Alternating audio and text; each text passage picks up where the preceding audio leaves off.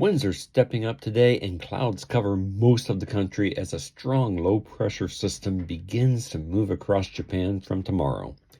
Rain for tomorrow for sure, but could we have other weather surprises in store? Well, let's find out in this edition of SoraCast for April 9th, 2026.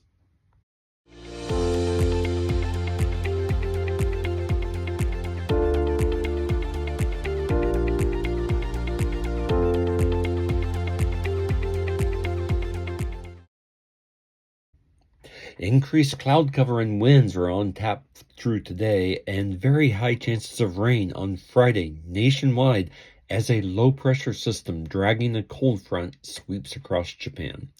On Friday afternoon, much of the nation will be under that storm front, and the risk of rain continues into Friday evening.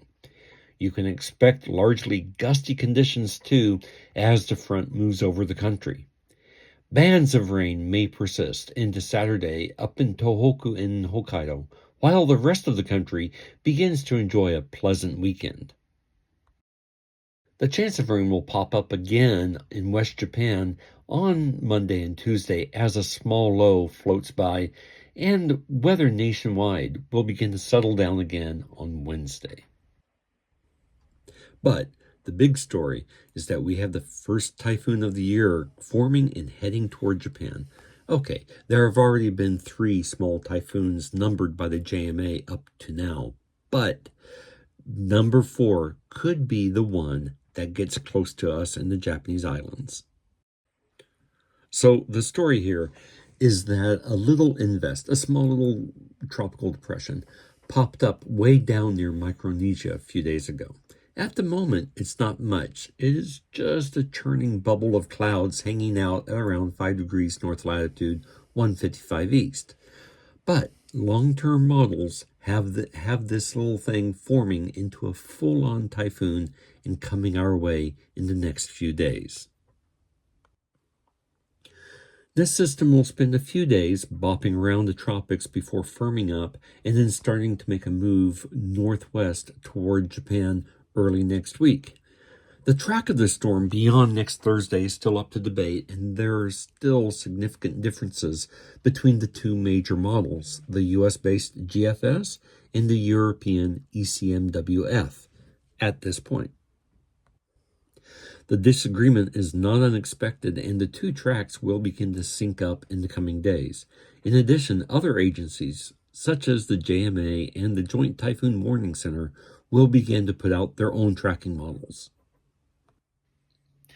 The US-based GFS is showing a wider, larger area of storm development and also quicker movement along its course than the ECMWF's model. Right now, it is way too early to chart an accurate course, but one thing that both models do agree on is that this depression will grow into a tropical storm, then into a typhoon, and move toward Japan next week. And both models agree that as the typhoon nears Japan, it will start to encounter strong winds aloft associated with the jet stream, and this will create vertical shear. These winds, about 8 to 10 kilometers above the surface, will be moving in wide bands about 150 to 200 kilometers an hour, and this will do 2 things. Number 1, it will start to move the typhoon very quickly on a northeast heading out to sea.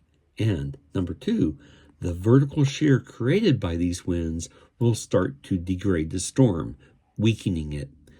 As the storm moves northeast, also cooler waters will further starve the energy source of the storm. In either event, the most likely course is that the typhoon will pass by Japan, but stay a few hundred kilometers offshore from the country.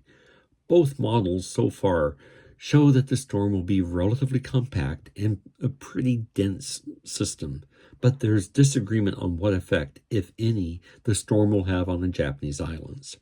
It is a safe bet that the Ogasawara Islands out there, Hachijo-shima, Miyake-shima, Ogasawara-shima, will see the full effects of the typhoon.